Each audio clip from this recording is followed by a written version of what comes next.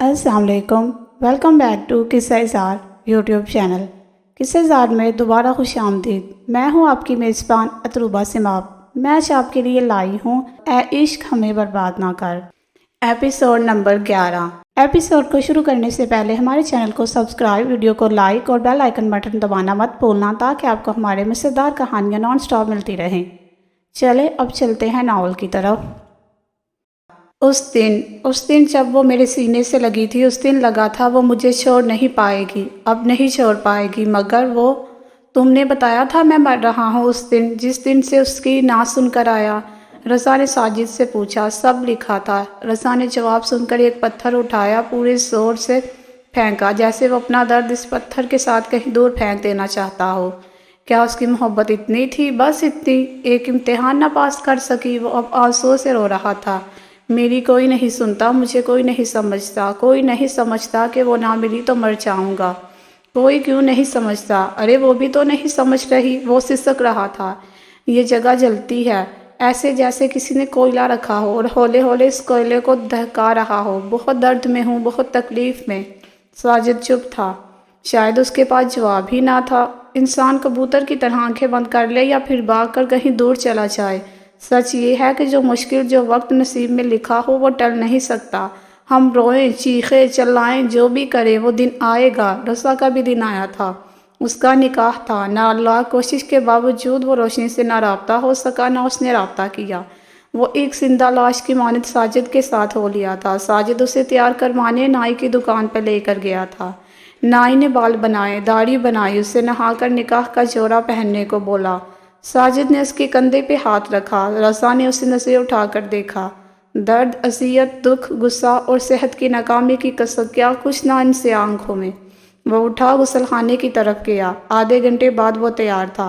साजिद ने रस्मी मुस्कुराहट के साथ उसे देखा। यही वो लम्हा था जब वो फूट फूट कर रो दिया। नाई ने हैरानगी से देखा। साजिद इसके करीब नहीं गया, दीवार से टेक लगाकर दूसरी तरफ मुड़ गया। नाई आगे बढ़ा। साजिद ने उसके कंधे पे हाथ रखकर उसे रोका। रोने दे, आज नहीं रोया तो सारी उम्र ये आंसू से अज़ियत देंगे। ये गुबार है इसके अंदर। नाई ने इस बात में सर हिलाया। रज़ा फ्रेश फर्श पे बैठा, दोनों हाथों से अपने बालों को मुट्ठियों में लेकर रो रहा था।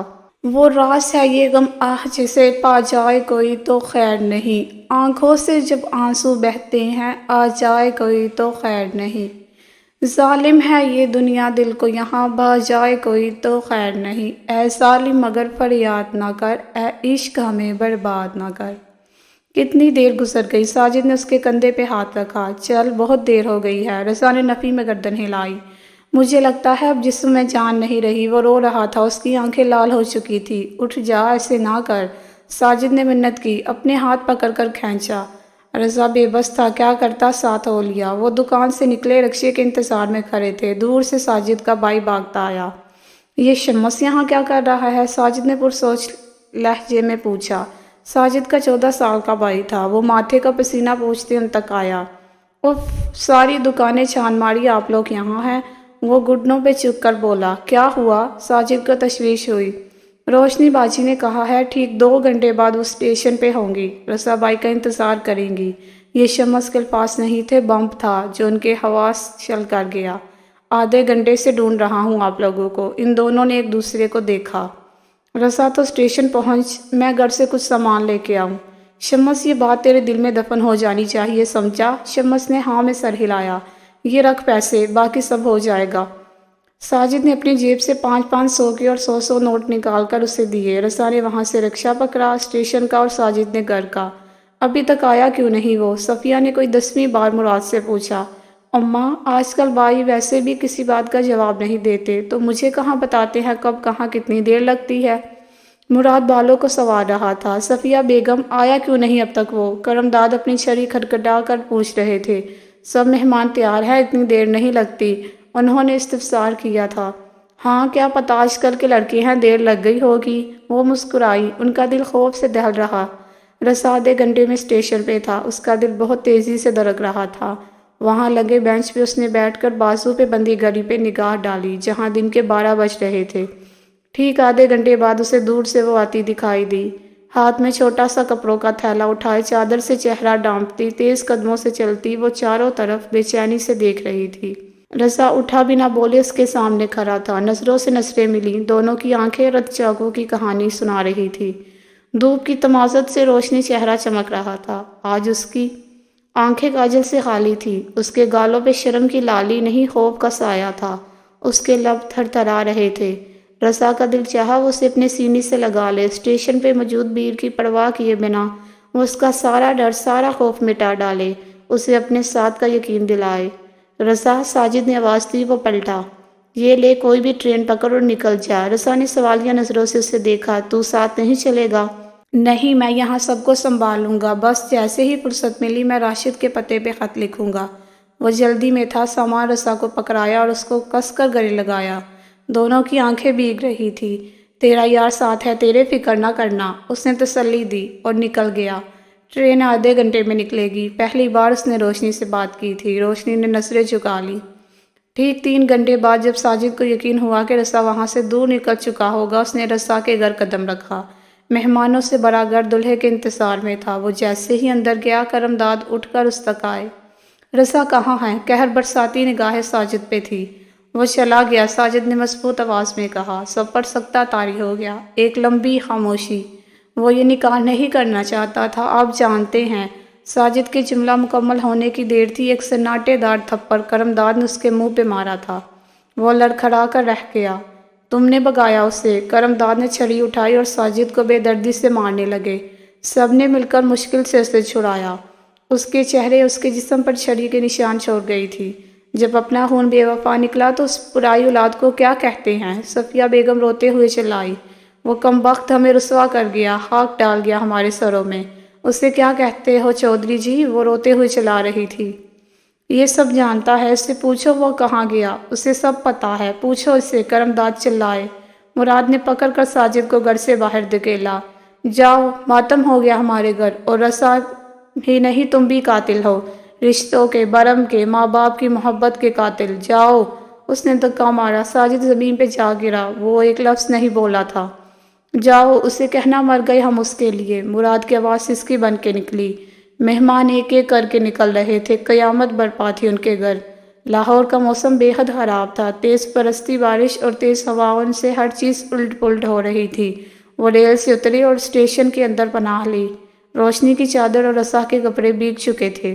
شام ہو چکی تھی اور رہنے کو کوئی ٹھکانہ بھی نہ تھا۔ بادلوں کی گرد سے روشنی کا دل پسیج گیا۔ سب سے عجیب بات یہ تھی کہ وہ اس سارے سفر میں ایک دوسرے سے ایک لفظ تک نہ بولے تھے۔ بس سکون تھا ساتھ کا اور خوف تھا آنے والے وقت کا۔ وہ دونوں برآمدے میں لگے لوہے کے بینچ پہ بیٹھ گئے۔ بارش کے قطرے ان کے پاؤں کو بھگو رہے تھے۔ کچھ چاہیے؟ رضا نے اس سے پوچھا۔ روشنی نے نفی میں سر ہلایا۔ وہ خاموش ہو گیا۔ ہم کہاں جائیں گے؟ روشنی نے پوچھا۔ لیکن انتظام ہو جائے گا، بارش رک جائے بس۔ رضا نے اسے تسلی دی۔ رات کو کون ہمیں پناہ دے گا؟ روشنی کا سوال صحیح تھا۔ انجان شہر، انجان لوگ، کہیں تھا انجان شہر ایجاد۔ ہم رات یہاں گزار لیں، اگر کوئی مسئلہ نہ ہو صبح ہوتے ہی ہم نکاح کریں گے، اور پھر میرا ایک دوست ہے، وہ گھر ڈھونڈ دے گا۔ رضا نے اسے بتایا۔ تمہیں ڈر لگ رہا ہے؟ رضا کی گہری آنکھیں روشنی کے چہرے پر تھی۔ اب نہیں لگ رہا۔ روشنی کے جواب نے رضا کے دل سے سارے خدشے مٹا ڈالے۔ وہ اس پہ یقین کر کے آئی تھی، اور رضا نے خود سے عہد کیا تھا اس کے یقین کو کبھی نہ توڑنے کے لیے۔ کرمداد کی بہن نے رو رو کر برا حال کر دیا تھا۔ عالیہ اس کے سرہانے بیٹھی اس کی پیٹھ پر ہاتھ پھیر کر اسے تسلیاں دے رہی تھی۔ کرمداد خاموشی سے دوسری کرسی پہ براجمان تھے۔ صفیہ بھی سامنے رکھے پھڈے پہ بیٹھی تھی۔ 3 دن سے میری بیٹی نے کچھ نہیں کھایا، 3 دن سے رو رہی ہے۔ آج ابھی اگر آپ کی بیٹی میں ساتھ بھیج دوں، کیا گزرے گی آپ کے دل پر؟ وہ روتے ہوئے بولی۔ دیکھو میری بہن، میں نے سوچا بھی نہیں تھا یہ سب ہو جائے گا، اس میں عالیہ کا کیا قصور؟ کرمداد شکست خوردہ تھے۔ نیلم کا بھی قصور بتا دے، اب کون آئے گا اسے بیاہنے؟ کیا جواب دوں گی؟ بارات کیوں نہ آئی؟ دوپٹے کے پلو سے ناک پونچھتے وہ گویا ہوئی۔ ماموں، آپ سے پوچھنے آیا تھا میں، اس دن انکار ہو جاتا، آج 2 لوگوں میں ہمارا برم رہ جاتا۔ ہم ذلیل ہو کر رہ گئے ہیں۔ رضا پہ آپ کا بس نہیں چل رہا تھا تو کم از کم اس کی مان لیتے، یہ وقت نہ دیکھنا پڑتا ہمیں۔ سلطان بھی بولے بنا نہ رہ سکا۔ اس کا غصہ، اس کا دکھ آسمان چھو رہا تھا، مگر بڑوں کا لحاظ کرتے وہ چپ بیٹھا تھا۔ میں معافی چاہتا ہوں۔ کرمداد نے ہاتھ جوڑ دیے۔ اگر کہو پاؤں پکڑ لوں گا، بس معاف کر دے۔ زرینہ نے نفی میں سر ہلایا۔ مت کرے بھائی جی، آپ بڑے ہیں، مجھے گنہگار نہ کرے۔ کرمداد نے آنسو کو ہاتھ کی پشت سے صاف کیا۔ اگر مناسب لگے تو۔ مراد اور نیلم، کرمداد کی بات پہ ایک سناٹا چھا گیا تھا وہاں۔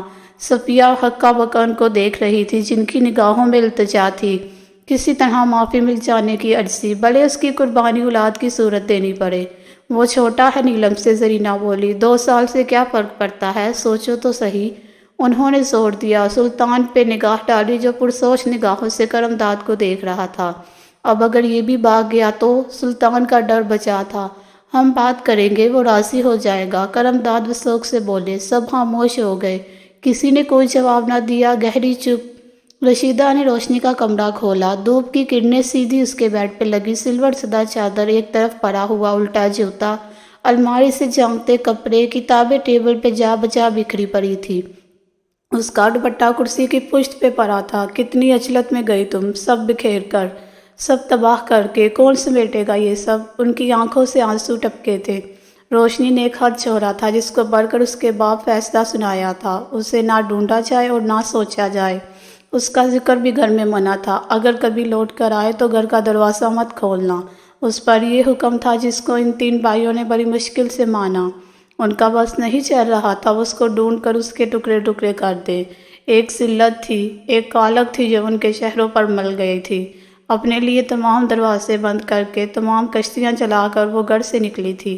رشیدہ اب اس کے دوپٹے کو چھو کر دیکھ رہی تھی۔ بد نصیب، وہ زیر لب بولی، پھر آنسوؤں کو بے دردی سے گالوں سے صاف کیا اور باہر نکل کر تالا لگا دیا۔ کیا کر رہی ہیں آپ ادھر اماں؟ ان کا بڑا بیٹا آ کر بولا۔ مٹی ڈال کر آئی ہوں اس پہ، تیرے باپ کا حکم ہے اس کے ایک آنسو بھی نہ بہایا جائے۔ آج کے بعد اس کمرے کو کوئی نہیں کھولے گا، یہ قبر ہے، زندہ لڑکی کی قبر۔ وہ کہہ کر رکی نہیں، ان کی آنکھیں اب خشک تھی، ان کا لہجہ بھی سخت تھا۔ کیا آپ کو رضا کرمداد ولد کرمداد چودھری کے ساتھ نکاح پاس حق مہر 10,000 روپے آپ کو قبول ہے؟ مسجد کے صحن کے احاطے میں 70-80 سالہ مولوی صاحب، خوبصورت نقوش والے، سفید داڑھی، سر پر عمامہ باندھے، انہوں نے روشنی سے تیسری بار پوچھا۔ اس نے ہاں میں گردن ہلائی۔ نکاح کی کاغذی کارروائی مکمل ہونے کے بعد رضا کا دوست جن لوگوں کو گواہ کے طور پر لایا تھا، انہوں نے رخصت چاہی۔ مولوی صاحب نے نکاح کا رجسٹر بند کیا اور رضا سے پوچھا، کہاں رہو گے؟ رضا ایک پل کو خاموش ہو گیا۔ پچھلی رات انہوں نے اسٹیشن پہ گزاری تھی، اب ٹھکانہ ہی کہاں تھا؟ دیکھتا ہوں، وہ دھیرے سے بولا۔ قاری صاحب، اگر یہ لوگ تب تک مسجد کے ساتھ بنے کوارٹر میں رہ لے جب تک ان کا کوئی انتظام نہیں ہوتا یا آپ کی فیملی نہیں آ جاتی تو اگر ممکن ہو۔ آصف نے مولوی صاحب سے اجازت طلب نظروں سے پوچھا۔ مولوی صاحب نے ہنکارا بھرا، روشنی پہ نظر ڈالی اور پھر سے نظریں جھکا لی۔ ہم تنگ نہیں کریں گے آپ کو، رضا نے التجا کی۔ وہ ہنوز چپ تھے۔ رضا نے آصف کو دیکھا اور گہرا سانس لیا۔ 2 کمرے ہیں، ایک میں ہم میاں بیوی ہوتے ہیں، ایک خالی ہے، آپ لوگ رہ لو۔ میری بیوی 2-4 دن میں آ جائے گی۔ رضا کی جان میں جیسے جان آئی۔ شکریہ قاری صاحب، بہت شکریہ۔ انہوں نے کوئی جواب نہ دیا، مٹھائی تک نہ کھائی، اٹھ کر مسجد کے اندرونی حصے میں چلے گئے۔ ہاتھ میں نکاح کا رجسٹر تھامے وہ تھکے ہوئے لگ رہے تھے۔ جی تو فرینڈ، کیسی لگی آج کی ایپیسوڈ؟ کمنٹ سیکشن میں ضرور بتائیے گا۔ پھر حاصل ہوں گے ناول کی نیکسٹ ایپیسوڈ کے ساتھ۔ تب تک کے لیے اجازت، اپنا خیال رکھیے گا۔